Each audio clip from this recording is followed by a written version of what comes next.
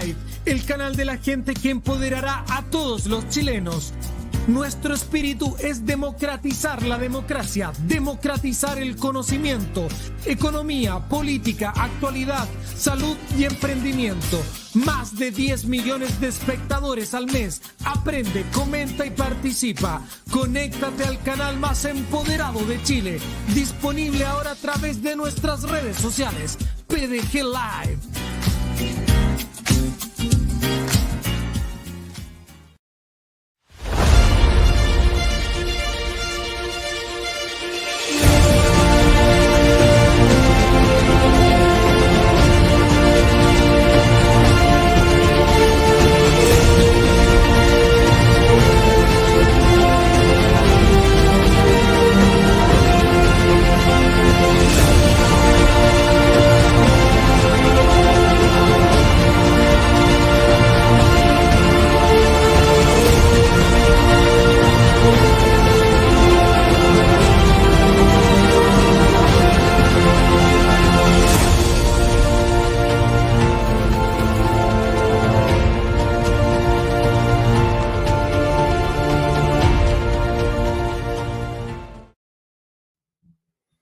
Hola, buenas noches a todos. Un gusto estar en este horario un poco más prime para poder seguir conversando, digamos, de economía, de finanzas, de educación en términos generales. Mi nombre es Jorge Rojas Vallejos, soy candidato a diputado por el Distrito 10 y también soy economista y soy profesor universitario y voy a estar acá con Joe Santibáñez, que vamos a estar conversando sobre distintos temas de economía. ¿Ya? Así que hoy día tenemos un programa bien interesante donde lo separamos en 3 bloques. ¿Ya? La primera parte vamos a hablar sobre impuestos, en la segunda vamos a hablar de expectativas y finalmente vamos a conversar sobre una propuesta de salud, que es el sistema que se utiliza en Singapur. ¿Ya? Así que, Joe, si estás por ahí, ahí te estás conectando. ¿Cómo te va, Joe? Profe? Tanto tiempo, lo eché de menos toda la semana. Sí, estás esperando con ansia. Este momento. Con ansia, totalmente. Además, un tremendo saludo a todas las personas, a toda la familia PDG, el canal de la gente, que se está dando el trabajo de entregar valor, de entregar contenido, de poder enseñar, ¿cierto? Sobre todo en este espacio tan lindo que es enseñar economía, finanzas personales, un espacio tremendamente necesario, sobre todo en esta época, ¿cierto, profe? Así es, pues.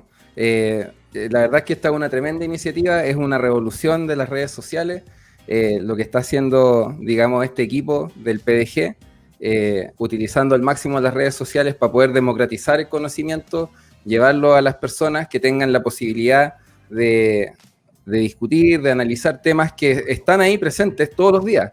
¿Ya? O sea, nosotros todos los días estamos votando, correcto. Todos los días estamos votando con nuestros pesos. Cuando yo me compro un determinado producto, una Coca-Cola o una Pepsi, yo estoy votando por una de esas compañías. Y así como nosotros votamos todos los días con nuestros pesos, el Estado también todos los días nos cobra impuestos. Cuando yo voy a comprar voy a comprar pan, me está cobrando impuestos. Cuando voy a comprar remedios, me está cobrando impuestos. Cuando le echo benzina al auto, me está cobrando impuestos. Y además que hay Es increíble eso, porque hay muchas personas que viven su vida, digamos, y como que no se dan cuenta, piensan que solamente el impuesto se paga cuando van a comprar algún determinado producto, pero en realidad todos los productos tienen un impuesto asociado, ¿verdad, profe? Todos los productos tienen un impuesto asociado y son de distinto tipo, pero el que se cobra por todas partes es el que se conoce como impuesto al valor agregado, que es el IVA. Y ahí que en el caso de Chile es un 19% y que lo paga cualquier actividad formal que se desarrolle. ¿Ya? O sea, si uno compra pan, paga 19%, combustible 19%, una entrada para ir al cine tiene un 19% de IVA. Prácticamente todos los ítems tienen IVA. Y también, por supuesto, los libros, los remedios.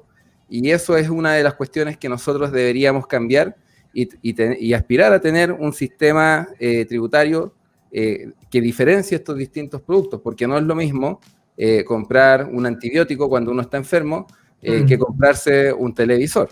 ¿Ya? Entonces, y el impuesto, como su palabra lo dice, es una imposición. O sea, el Estado tiene el monopolio de la fuerza y con ello, ¿sí? si tú no pagas tus impuestos, ¿ya? Te pueden multar, esas multas pueden acumular intereses, eventualmente también podrías terminar yendo a la cárcel. ¿Por qué? Porque el Estado tiene la fuerza, tiene el monopolio de la fuerza, ¿ya? De tomarte y ponerte tras las rejas por no pagar tus impuestos. Oiga, profe, ¿hay algo que no tenga impuestos? O sea, hay algunas cosas que tienen, digamos, exenciones tributarias, pero prácticamente todo paga algún tipo de impuesto. Ya, por ejemplo, cuando nosotros trabajamos, está, digamos, el impuesto de segunda categoría, que es el impuesto a las rentas por haber, o sea, el impuesto al ingreso laboral, digamos, que hay un tramo que está exento. De hecho, acá, déjame ver si lo puedo compartir. Qué bueno. ¿Vino preparado con datos esta semana, profe? Por supuesto, como todas las semanas. Mire qué bueno, ¿eh? Siempre preparado con algunos datos útiles. Aquí está. Oye, por interno nos preguntan si los cigarros tienen IVA también. Buena pregunta ahí de don Américo en los controles, ¿eh? Exactamente, o sea, los cigarros tienen un impuesto específico, al igual que los alcoholes, y al igual que ocurre también con el tema de los combustibles. Ya, o sea, cigarros, combustibles, alcoholes, tienen impuesto específico. Entonces, acá estamos mirando, esta es la tabla que está en el Servicio de Impuesto Interno, que curiosamente, cuando se trata de recaudar, esos son los mejores servicios públicos que hay. O sea, cuando nosotros vamos al registro civil, de repente el servicio no es tan bueno. Cuando vamos a la municipalidad, a la dirección de obra, o a la de patente, claro. También quizás un poco de ineficiencia, pero el Servicio de Impuesto Interno funciona de manera impecable. Es a las excelente. 1000 maravillas. Cuando hay que recaudar, a las 1000 maravillas. A las 1000 maravillas. Y efectivamente acá tenemos una tabla que es de la que corre para septiembre de 2021, que es el impuesto de segunda categoría. Es todo chino para mí, profe, le digo al tiro. No sé si... y acá nosotros podemos... Mira, acá todas las personas que ganan menos de 700.000 pesos, ¿ya? Están exentos, ¿sí? Están exentos de pagar este impuesto. Pero cuando tú ganas entre el tramo que sigue, ¿ya? Entre 700.000 y 1.600.000, ya pagas un 4%, ¿ya? En ese tramo. Y así va subiendo hasta, digamos, llegar al valor máximo de ingreso mensual, que si ganas más de 16 millones, ya sobre ese tramo pagas un 40%.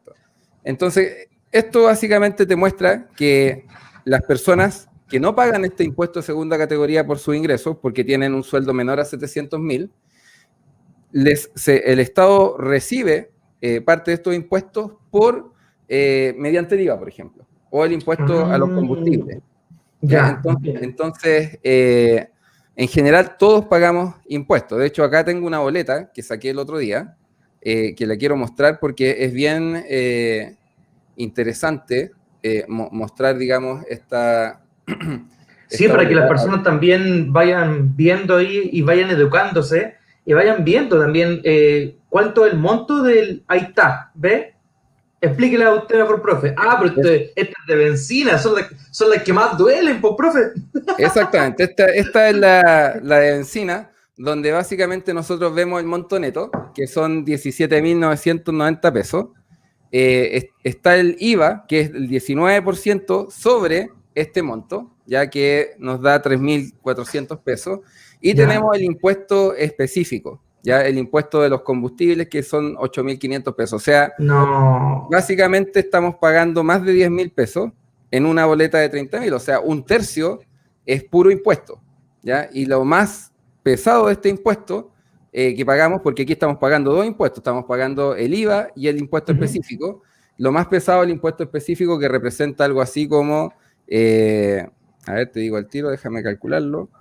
Profe, mientras usted calcula, ¿me puede explicar a qué se refiere un impuesto específico? ¿Hay otro producto en nuestro país o un ejemplo, digamos, en la región, en América Latina, por ejemplo, que se utilicen impuestos específicos para algo?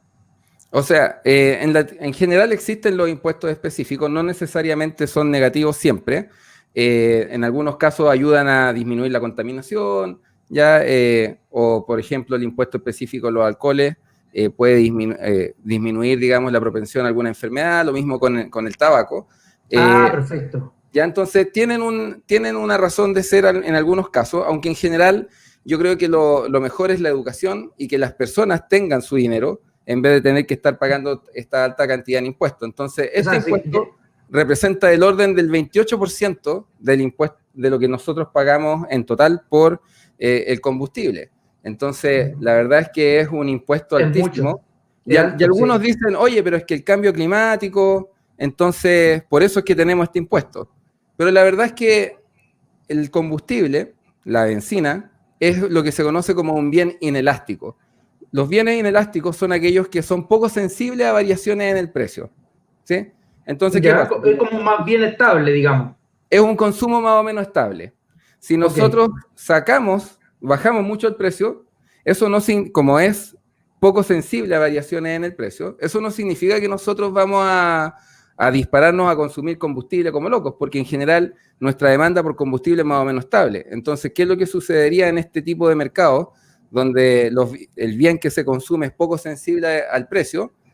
Si se bajara el impuesto, probablemente nuestro consumo aumentaría muy marginalmente, o sea, muy poco, y por lo tanto ese dinero extra lo podríamos destinar a consumir o invertir o ahorrar en otras cosas. Claro, ¿ya? Entonces, por eso es que es tan relevante el tema del impuesto específico. Profe, este impuesto históricamente, ¿verdad?, se incorporó en una época determinada, porque antes no existía. Y en comparación a otros países de la región de América Latina, ¿hay otros países que cobran impuesto específico? Esa es la primera pregunta. Y la segunda, ¿cuándo va a ser el día que nos saquen ese impuesto específico que supuestamente era temporal? Bueno, ese es el problema con todos los impuestos, ¿ya? El problema que tienen todos los impuestos es que siempre son temporales.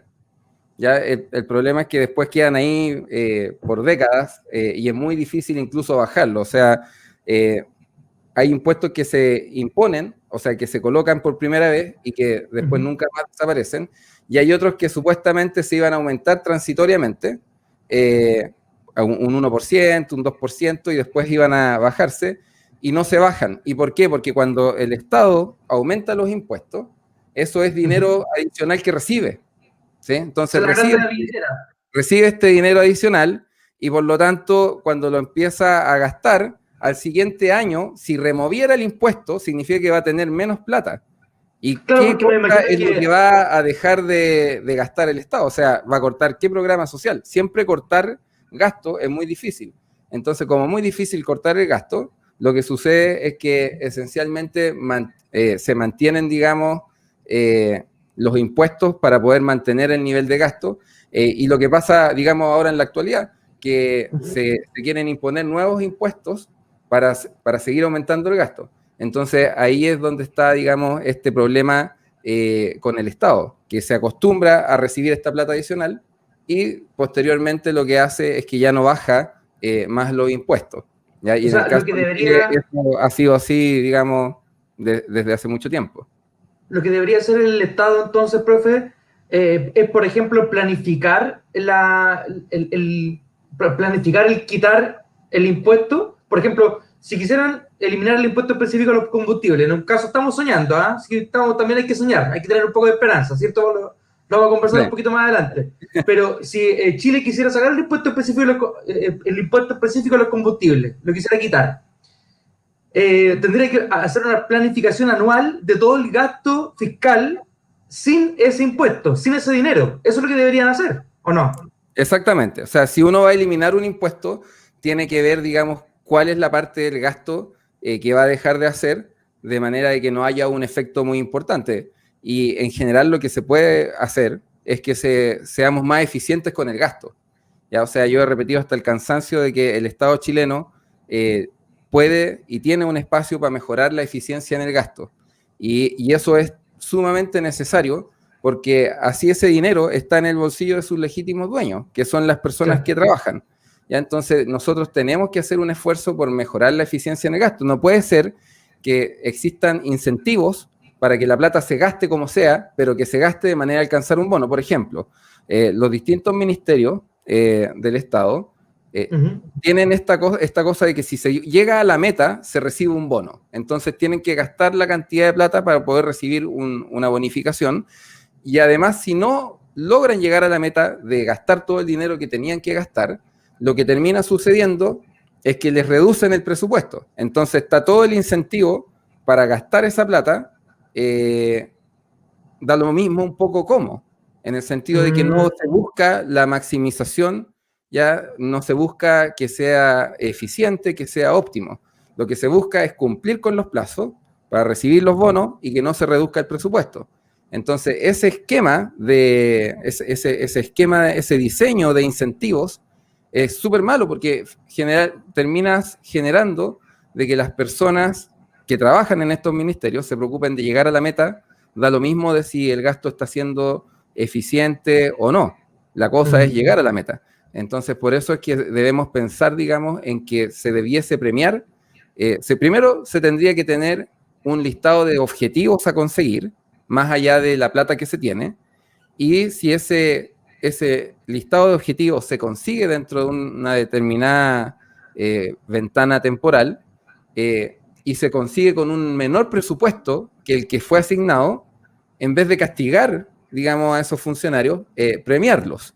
Entonces, claro, hay que hacer un contrato, digamos, totalmente distinto al que se tiene en la actualidad, y existen los diseños, ¿ya? O sea, existen formas, hay un montón de economistas en Chile y en el mundo que se dedican a estudiar este tipo de problemas, y lo que ellos buscan justamente es buscar los mejores esquemas que generen los mejores incentivos, de manera de conseguir la eficiencia y no de simplemente lograr llegar a la meta. Da lo mismo si tengo que hacer 2 veces la misma excavación o si tengo que pasar 2 veces por la misma calle, porque eso lo que genera es que se malgasto, ¿ya? O sea, o gasto poco eficiente.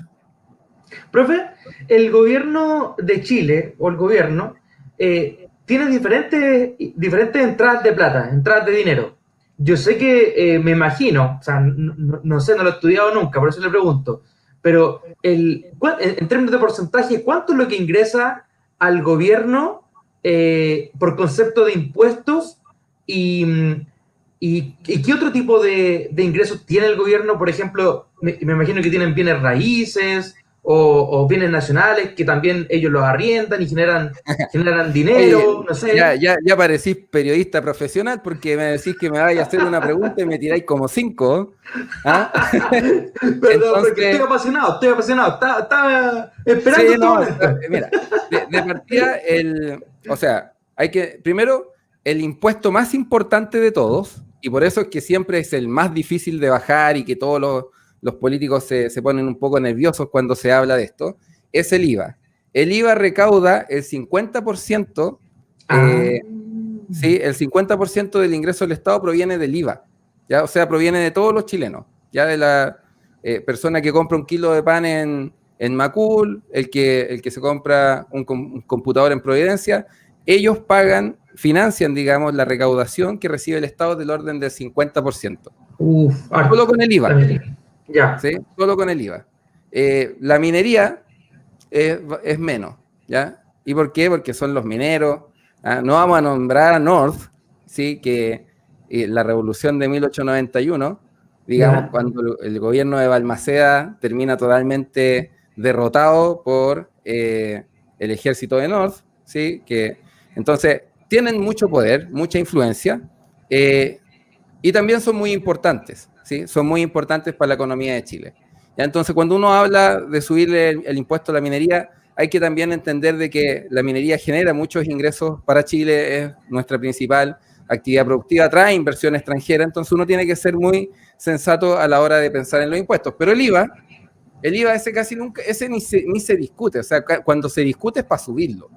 ¿Ya? Habían algunos que lo querían subir de 19% a 20% para poder financiar una suerte de nuevo sistema de pensiones que al final quedó en nada porque se pusieron a discutir sobre los retiros y no sobre, digamos, el IVA y lo querían subir más. ¿Ya? Si nosotros pensamos en el IVA en Estados Unidos, en los estados más grandes, o sea, en los estados que cobran una mayor tasa, es de un 9,5%. ¿Ya? Y aquí es 19%. Y además lo tienen diferenciado en Estados Unidos. Y acá tenemos que pagar IVA cuando estamos enfermos, o sea, pagar un 19% por los medicamentos, me parece, digamos, realmente un poco escandaloso. Y por eso es que apoyo tanto a Franco Parisi en su propuesta de eliminar el IVA de los remedios. O sea, eliminar el IVA de los remedios. Si una persona se enferma, que puede ser cualquiera, ya cualquier persona, cualquiera de nosotros se puede enfermar, en vez de lo que necesita, digamos, es una mano para poder superar su situación de enfermedad, y una reducción de una eliminación total del IVA sería una tremenda ayuda para muchas personas, sobre todo aquellos que, por ejemplo, tienen enfermedades crónicas y tienen que consumir, ¿sí? Tienen que estar consumiendo remedios constantemente.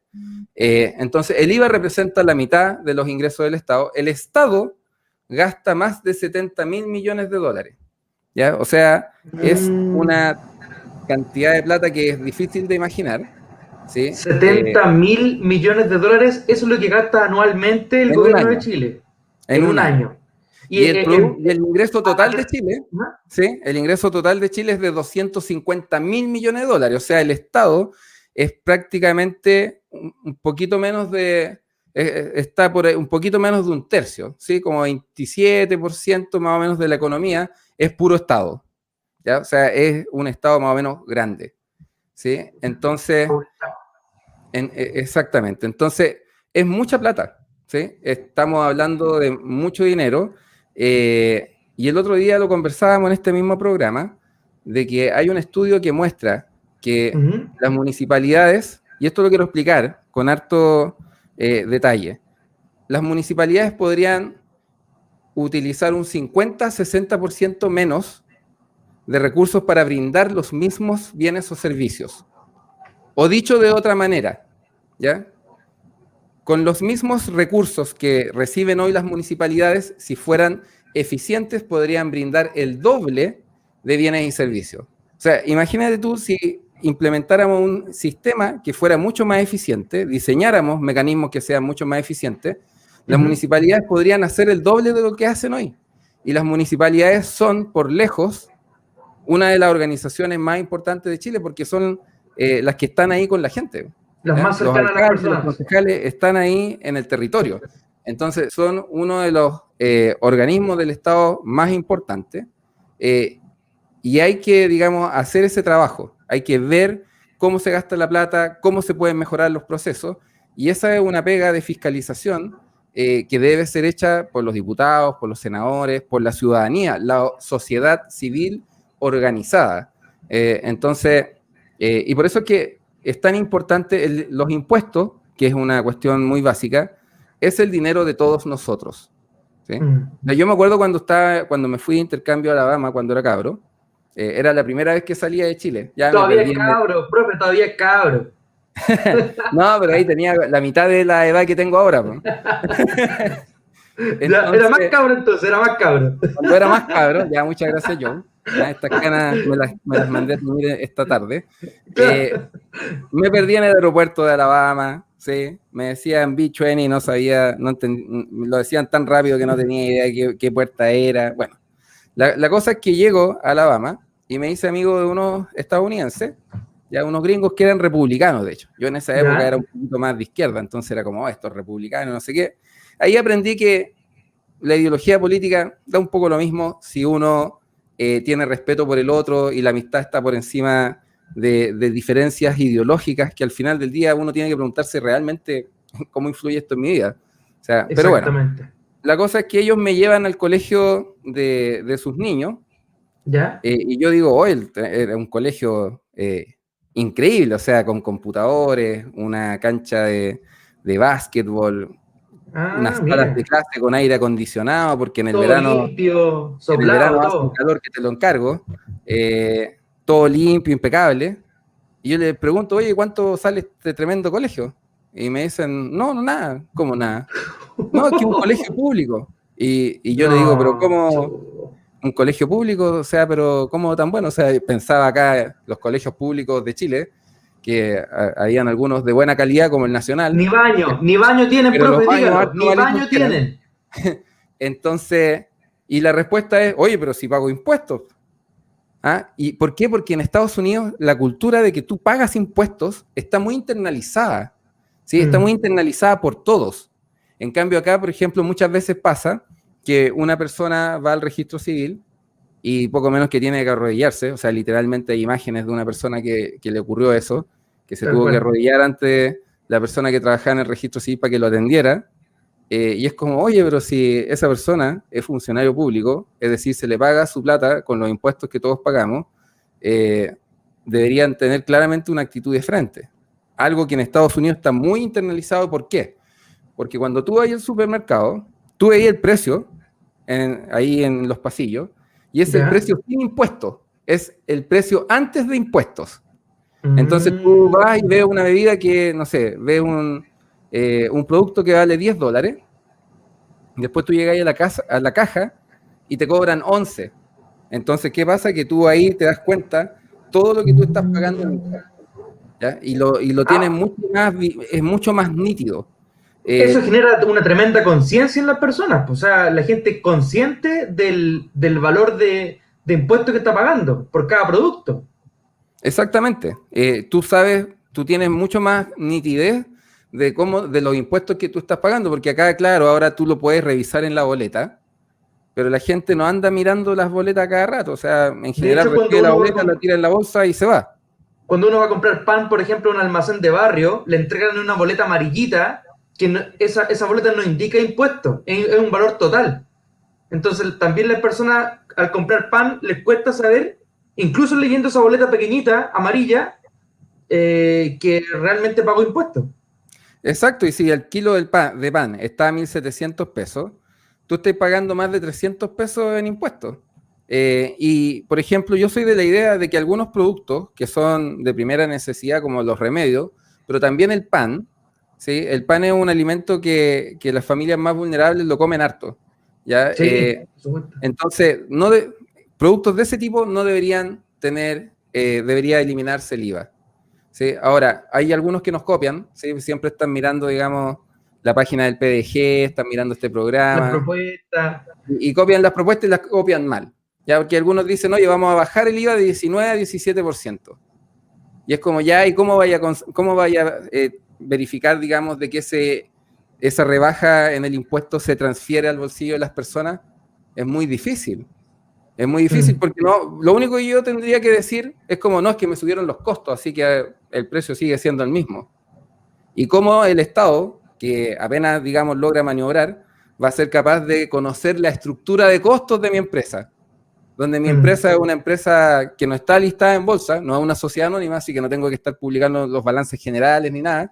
Entonces trata de adivinarme la estructura de costos, ¿sí? Entonces es mucho más inteligente hacer esta propuesta de eliminar el IVA en los remedios, quizás no totalmente en el pan, pero sí reducirlo, tener un impuesto, un IVA diferenciado.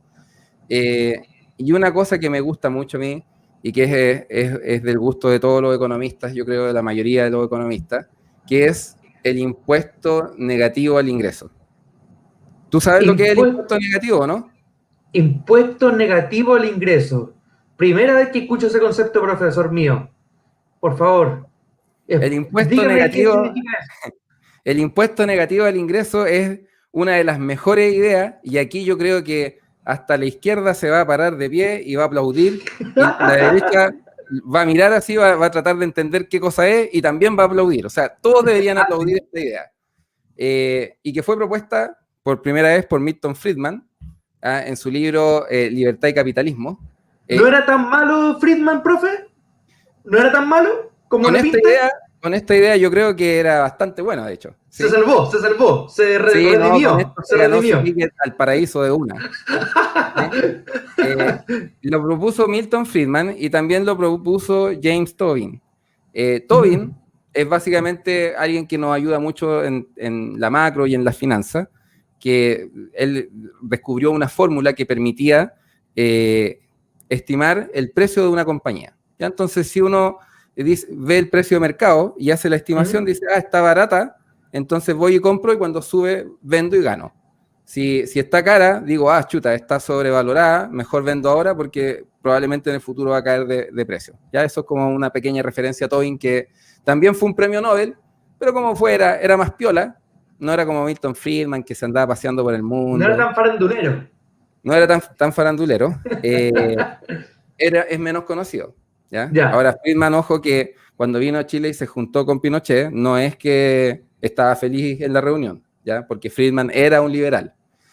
Bueno, la cosa es que esta idea de Tobin y Friedman de un impuesto negativo básicamente funciona de la siguiente manera. Ya te lo voy a explicar con un ejemplo. Supón tú que el ingreso laboral que tienes es de 1 millón de pesos, ¿ya? Ok. ¿Sí? Es de 1 millón de pesos y vamos a pensar de que desde ese 1 millón de pesos hacia arriba se empieza a pagar impuestos. ¿Te acuerdas de la tabla que mostré al principio que era 700.000? Sí. Pero lo Sí, vamos a hacer correcto. con 1 millón para que sea más sencillo el cálculo. Entonces, de 1 millón de pesos hacia arriba se empiezan a pagar impuestos. Si tú ganas, por ejemplo, 500.000 pesos, para llegar a ese millón te faltan 500.000 más. Entonces Correcto. uno podría decir, este impuesto negativo va a ser, digamos, del 10%. Entonces, ¿qué pasa? Que tú ganas 500.000, te faltan 500.000 para llegar al millón, pero como el impuesto es negativo, con una tasa del 10%, eso significa que de esos 500.000, el Estado, como es la diferencia que te falta, son 500.000, lo multiplica por el 10%, te da 50.000. Esos 50.000, el Estado va y te los pasa. Entonces ya no estás con un ingreso de 500.000, sino que estás con un ingreso de 550.000. Wow. ¿Sí? Entonces, Qué tremendo. si ganas 400.000, te quedan Pero- 600.000. Como el impuesto negativo sería el 10%, significa que te dan 60.000 pesos. Entonces ya no tendrías 400.000, sino que tendrías 460.000. Entonces, Siempre eso siempre con un valor de referencia. En este caso usamos una cifra de ejemplo que era 1 millón. Pero o sea, el gobierno podría establecer esa cifra y de ahí discriminar si es que paga impuestos o si es que se le paga un impuesto negativo, digamos, a la persona. Exacto. Entonces el impuesto negativo es una transferencia desde el Estado hacia la persona y que uno puede definir la tasa. Ya yo di el 10% por dar un número sencillo para hacer los cálculos, pero podría ser 25% sin ningún problema. Habría que hacer, digamos, los cálculos y definir los tramos. Pero esa es la idea básica. Y la gracia que tiene esta definición es que, primero, el impuesto negativo es eficaz para atacar la desigualdad. ¿Ya? Chile es un país que tiene problemas de desigualdad, eso no es sorpresa para nadie, tenemos una desigualdad, digamos, de las más altas del mundo, y estamos en el continente, en Latinoamérica, que es uno de los continentes más desiguales del planeta.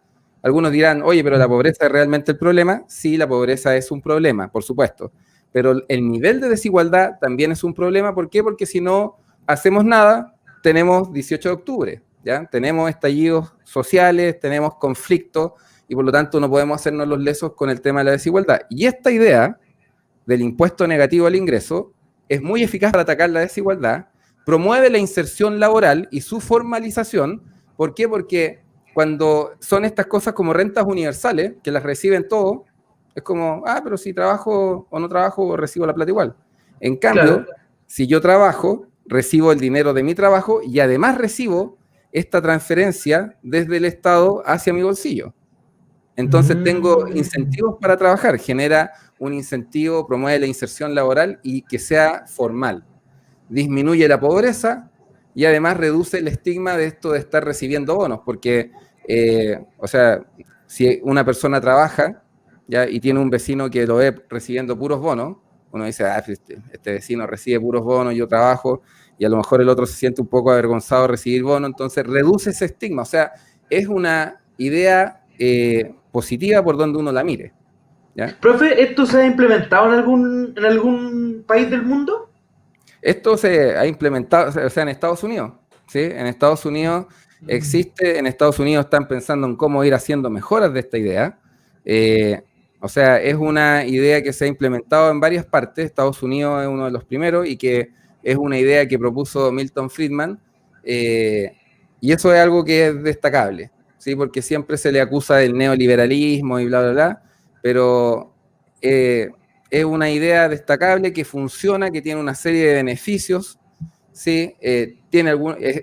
Para implementarla también es sencilla, ¿sí? ¿Por qué? Porque usamos, de nuevo, la mejor repartición pública del Estado, el Servicio de Impuesto Interno. Entonces, a una repartición que ya funciona excelente, uno le dice, toma, ahora tienes que hacer esta peguita adicional y tienen toda la información, ¿sí? Tienen toda la información, entonces, y funcionan bien, ¿sí? Entonces ahora que funcionen bien para transferir a sus legítimos dueños su, digamos, impuesto. Ahora, a mí me parece que esto se podría complementar perfectamente con el tema de la devolución de IVA, que fuera segmentado, es decir, personas que ganan menos de 700.000, que una vez al año reciban una devolución de un porcentaje del IVA, ¿ya? No tiene que ser el 19%, puede ser el 9,5%, el 5%, y algo que sea, pues, profe, algo que sea, todo sería súper bueno, súper positivo. Sí, entonces esta cuestión Amelia Herrera, está bueno, dice, mira, ¿viste? Ahora, yo te digo, o sea, podría seguir hablando de esto todo el programa, pero de hecho tenía un segundo bloque que era de expectativas económicas, que lo podemos dejar para el otro programa, para que así... ¿Usted dice, profe? Listo, no hay problema, yo lo dejo, estaba súper interesante, pero podemos dejarlo para el lunes que viene. El lunes que viene, digamos, podemos ver el tema de las expectativas económicas y el rol que tienen. Ya, y voy a hablar partir con eso, de hecho. Podemos partir con eso para no quedarnos en deuda con la audiencia. Sí, y vamos a ver el tema de las escuelas de pensamiento económico, que hay 7. Sí, hay 7 escuelas de pensamiento económico, y lo vamos a mencionar. Pero ahora tenemos un invitado que se llama Christopher Pichuante, ya él es un estudiante de ingeniería comercial, que está estudiando básicamente cómo podemos mejorar nuestro sistema de salud, y él tiene él está revisando, digamos, el sistema de salud de Singapur, así que a lo que se conecte, digamos, vamos a ir con él, ¿ya? Ya le mandé. Sí. Oye, el tema de salud está álgido. El día miércoles la Confusam convocó al sistema de salud primario para un paro nacional. Claro, y el tema es que la salud pública en Chile tiene muchos problemas, pero no todos esos problemas son de presupuesto, ¿sí? Hay problemas que son de gestión. Recordemos que una de las cosas que más le molesta a los chilenos no es la desigualdad económica. A diferencia de lo que muchos creen, no es la desigualdad económica lo que más le molesta a la gente. Lo que más le molesta a la gente, y que yo mismo lo viví en carne propia, lo viví cuando era niño y lo viví cuando volví de Chile, se me había olvidado, digamos, que había vuelto a Chile, es la desigualdad de trato. En este país no tratan de la misma manera a todas las personas. Y esa desigualdad es una desigualdad que es la que más le molesta a la gente. ¿Sí? A la gente no le molesta que el vecino tenga un televisor más grande o un auto más grande. Lo que le molesta es que te traten de manera distinta. De hecho, es tanto así que existe el dicho popular de como te ven, te tratan. ¿Sí? Que yo me acuerdo cuando volví de Estados Unidos, fui al banco, ya no vamos a decir el banco para que no, digamos, no tengamos problemas, pero no tengo cómo demostrarlo, porque es una anécdota que me pasó, no andaba grabando la cosa. ¿Sí? Llegué al banco, iba con una polerita, ¿sí? Zapatillitas, mis pantalones, y dije, oye, quiero abrir una cuenta corriente porque vengo volviendo a Chile. Y, o sea, de partida el guardia me siguió como por todo el banco, ¿ya? No es que tenga no es que tenga cara de pato malo tampoco, pero, ¿sí? Entonces, y miles de trámites y no sé qué, al final no me atendieron. Al día siguiente fui con traje y corbata. Y casi me traen, digamos, un café con galletas para atenderme. Alfombra roja. Exactamente, entonces ese tipo de cuestiones son las que más molestan. ¿Ya? Entonces, la desigualdad económica desencadena otros tipos de desigualdades, pero la que más le molesta a las personas es esta desigualdad de trato. ¿Ya? Y aquí llega nuestro querido amigo. Yo justo te iba a poner un ejemplo, profe. A ver si es que me dejas terminar. Llegó nuestro invitado. Llegó nuestro invitado, Christopher. Como corresponde a don Christopher Pichuante. Vamos a incorporar a Christopher. Bienvenido, Christopher, al poder de la economía. ¿Cómo están, chicos? Bien, te estábamos esperando justamente. Y yo quería poner el ejemplo del caso de la clínica alemana. Oye, que me dio rabia cuando el presidente de la clínica Las Condes, clínica Las Condes, fue y dijo, oye, quiero vacunarme, y se saltó todos los protocolos, se vacunó como quiso, antes de que estuviera autorizada la vacuna. Pucha que me dio rabia, profe. Ahí yo me di cuenta que nos tratan diferente, ¿eh? Mira, él por ser presidente de la clínica, lo pasó ahí, se puso primero que antes de todas las personas que estaban en la cola esperando. Claro, cuando todavía no existía el concepto de vacuna de refuerzo. O sea, como que fue un pionero. ¿Ah? Y inventó la tercera dosis antes de que se implementara. Y lo otro era que, o sea, también la persona que hizo eso finalmente también corría en riesgo su trabajo. Entonces hay ese tipo de Chile medio latifundista. No corresponde, y nosotros los libertarios estamos en contra del latifundio. Nosotros lo que queremos es más mercado. Somos pro mercado, no somos pro empresarios, de nuevo, pro mercado. Queremos más mercado, queremos más competencia, queremos más emprendedores, queremos más eficiencia, ¿ya? Y bueno, aquí nos va a contar Christopher un poco de cómo podemos resolver los problemas que tenemos en la salud chilena, ¿ya? Así ¿cómo están, chicos? Voy a compartir. Bueno, yo estoy estudiando ingeniería comercial, convención en economía. Esta es mi segunda carrera. Tengo un técnico y otra ingeniería, así que también tengo emprendimiento, así que nada, pues. Esta es una pequeña ayudita porque hablando de la clínica Las Condes, ¿qué te parecería que cualquier chileno se pudiera atender en esa clínica pagando un pequeño copago, o que existiera la posibilidad de que FONASA funcionara como un ISAPRE, o sea, que te cubriera gran parte del costo? Perfecto. Eso es lo que ese sería el ideal. Yo, si fuera la clínica Las Condes en lugar de un sapu, perfecto, feliz. ¿No, porque los sapus son, tú sabes, son un poco indignos a veces. No, son harto indignos. Es que yo creo que pasa lo que ocurre cuando, no sé, se han tenido un arreglo en su casa y le pagan al maestro antes que venga a hacer el arreglo y le pagan toda la cuenta y no aparece, uno tiene que andarlo buscando, ¿no? Porque claro, se pierde el compromiso de alguna forma cuando uno adelanta el pago, y eso es lo que pasa con FONASA hoy día.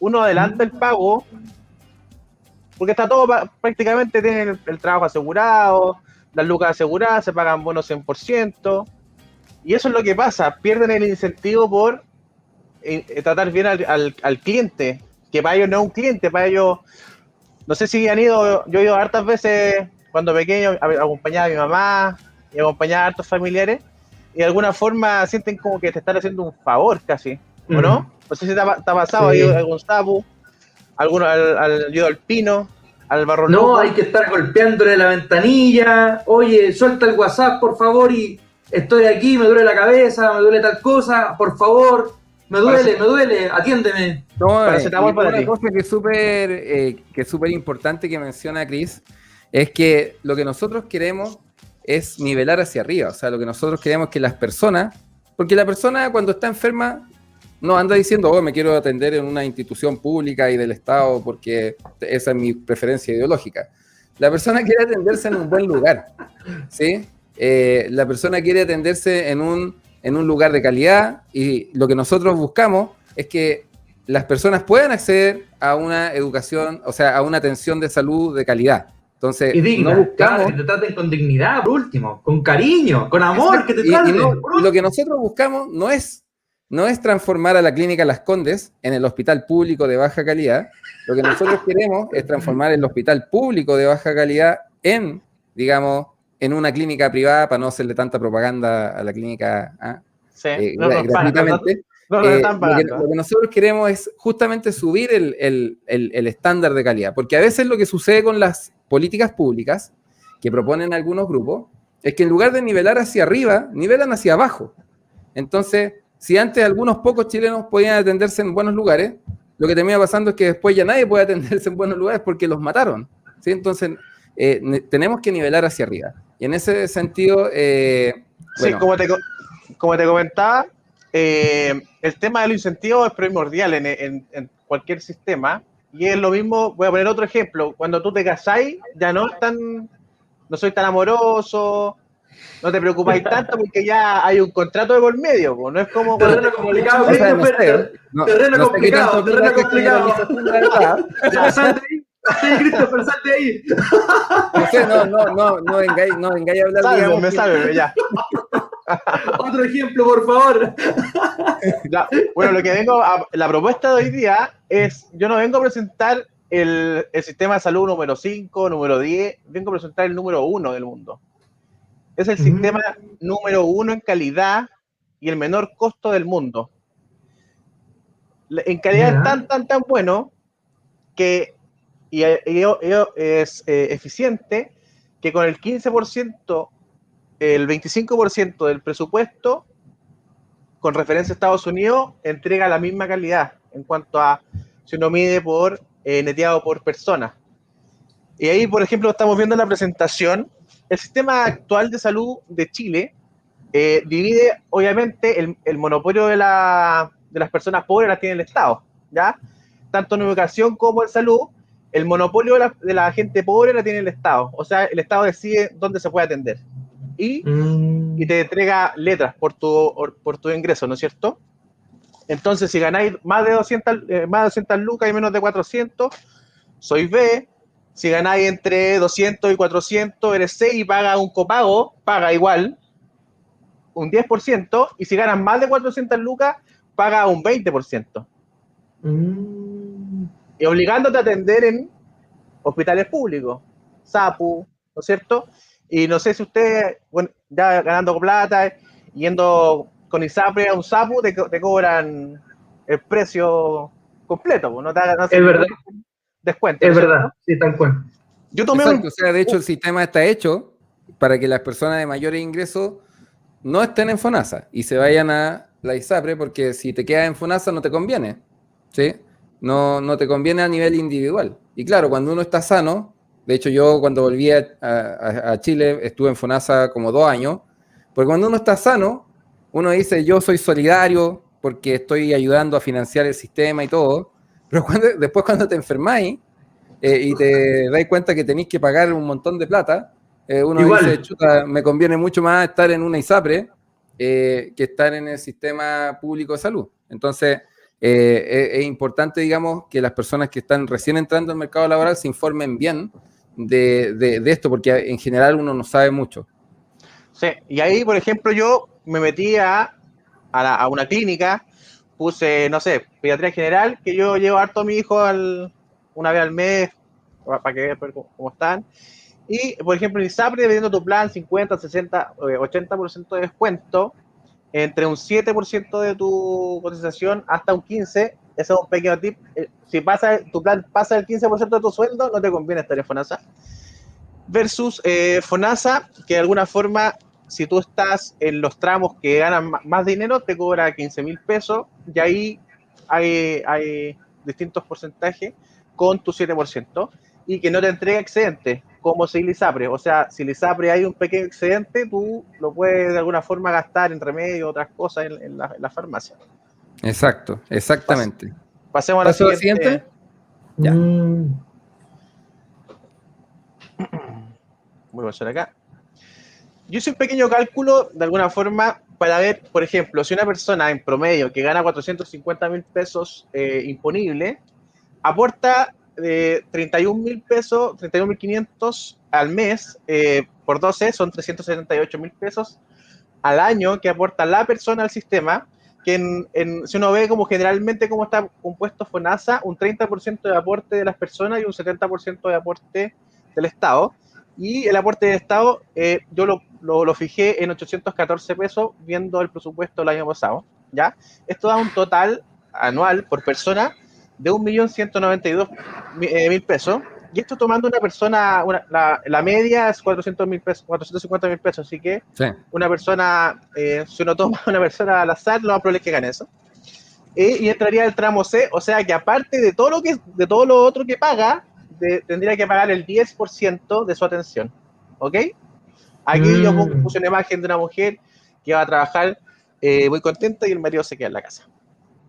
Ya acá en la parte derecha pongo cómo se estructura el financiamiento, cómo cubre los seguros de alguna forma, cómo cubre el bolsillo de la persona y cómo cubre el Estado. Así es como funciona hoy día el sistema. con toda su, de alguna forma, deficiencia en cuanto a la atención, obviamente el presupuesto de salud se ha multiplicado por 7 en los últimos años, pero no sé si la atención se ha multiplicado por 7 también.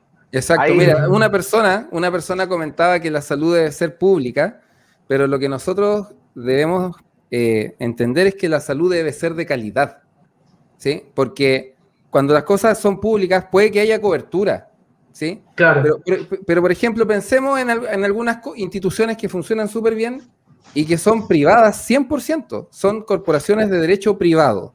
La Teletón funciona bien, es eficiente, atiende niños, ya funciona, es el ejemplo de la organización de la sociedad civil. La sociedad civil dijo, mira, el Estado no está haciendo nada por estos niños, organicémonos, hagámoslo. Y lo han hecho súper bien. Hay gente que la critica y todo, pero la pregunta es, ¿qué hacen ellos por esos niños? Aparte de criticar a los que sí hacen algo por esos niños. y pongamos el otro ejemplo, A ver TVN, si... 60 millones de dólares el año 2019 para poder financiar los sueldos altos de los rostros. Claro, para poder financiar a alguien que lee las noticias en el teleprompter. En App, 220 millones 2019, 220 millones de dólares que se quemaron. O sea, plata que se perdió. ¿Plata Santiago o no? Me recordaste, vamos a decir lo que no, que quede entre nosotros, como dice mi amigo Juan Marcelo. Me recordaste a alguien que se le perdieron administrativamente 600 millones de dólares. Y 600 millones de dólares. O sea, el Falco de Carabineros por 6. Claro, sí, hablemoslo en pesos para que la gente, digamos, se dé cuenta de la magnitud. Son 468 mil millones, 468 mil millones, miles de millones, o sea, son 600 millones de dólares, son 468 mil millones de pesos. O sea, una cantidad de plata, una brutalidad de plata. Esto es lo más terrible. Este es el punto central. Cuando un político, cuando un operador del Estado pierde plata, no es su plata, es tu plata. Cuando una persona privada pierde plata, es plata de él. Ese es el problema. Y por eso el Estado pierde tanta plata en todas sus empresas. Sigamos. Y lo importante es la calidad. Más que, digamos, si es de propiedad pública o privada, lo importante es que se atienda bien y ojalá al menor costo posible. Sigamos al siguiente punto. Ya. Ahora entramos en el sistema de Singapur. Son 5 etapas, o sea, son 5 pilares. Un pilar es un seguro que es para las personas que no se lo pueden pagar. Esas personas siguen, que no reciben plata. Esa persona sigue saliendo plata del Estado, ¿ok? Después tenemos una cobertura para las personas que trabajan, ¿no es cierto? Están cubiertas las personas que trabajan. Después tenemos una cobertura, un seguro que lo negocia el Estado de forma colectiva para conseguir primas más bajas para las enfermedades catastróficas. Cáncer, enfermedades del 0,001%, esa la financia ese seguro y que la pagamos todos colectivamente del IVA. También nosotros podemos contratar seguros aparte, ¿ya? Seguros privados, ¿no es cierto? Pero ¿cuál es la gracia? Yo puedo atenderme donde yo quiera. Yo puedo ir a la clínica Las Condes, puedo ir a la Dávila, y los precios son todos transparentes y todos tienen que estar en las páginas, todo transparentado. Entonces, cuando yo voy, se aplica el seguro que yo tengo por aporte, se aplica el seguro, ¿cómo se llama? Que te pone el empleador, porque ahí también hay una propuesta, y se aplica un seguro privado que tú puedas tener. O sea, si te sale 40 lucas, y lo que pasa allá, lo más probable es que te baje a 3, 4, y si vayas a la clínica más top, te salga a 10 lucas. Ya, pero ahí uno elige. Pero ¿cómo se llama? El Estado no tiene el monopolio de la gente pobre que no tiene plata. ¿Se entiende? O que los que menos tienen. No, qué grande Singapur. Cris, estamos como, se nos pasó volando los 20 minutos. Lo último. Tírate la línea para rematar. Lo último, y lo más importante, que en el pilar que uno genera como trabajador y que aporta el Estado, eso se va a una cuenta personal. Se acumula durante el tiempo. Si uno no la ocupa, se va acumulando. Y lo mejor es que se lo puede traspasar a un familiar que está del núcleo familiar. O sea, si tu mamá tiene una enfermedad, obviamente el cáncer y todas esas cosas están cubiertas por el seguro, pero si se quiere sacar una muela, si se quiere hacer algo al ojo para no tener estigmatismo, uno le puede traspasar plata a esa persona de su fondo. Ese fondo no se lo queda al Estado. Entonces uno va y paga. No, uno paga y se lo ocupo, buena suerte. Así funciona Singapur, y ha acumulado las personas en promedio 4 veces lo que se gasta en el año en sus cuentas personales. Mira, una cosa que es importante destacar de lo que menciona Christopher es que no tenemos para qué inventar la pólvora. O sea, ya hay sistemas que funcionan, que están bien diseñados, y lo que tenemos que hacer es aprender de esos sistemas y traerlos a la realidad chilena. O sea, por supuesto que hay que hacer ajustes a la realidad chilena, así que tremendo aporte, Christopher Pichuante, grande amigo Christopher. Y estudiante de economía. Nos vemos en el comando. Así que la verdad es que se nos hizo súper corto el programa.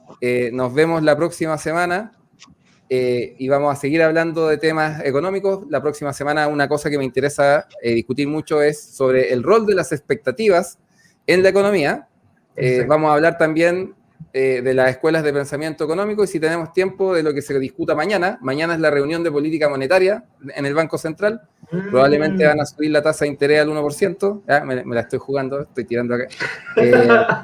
Sí. Y si no la suben mañana, la van a subir más adelante, porque probablemente la van a subir en octubre. Van a dejar que pase el 18 y ahí la van a subir. Así que de que la suben, la suben. Así que muchas gracias a todas las personas que nos estuvieron mirando. Muchas gracias a mi amigo Joe Santibáñez, a mi amigo Christopher Pichuante, y nos vemos la próxima semana. Próximo lunes. Grande. Chao, chao. Chao.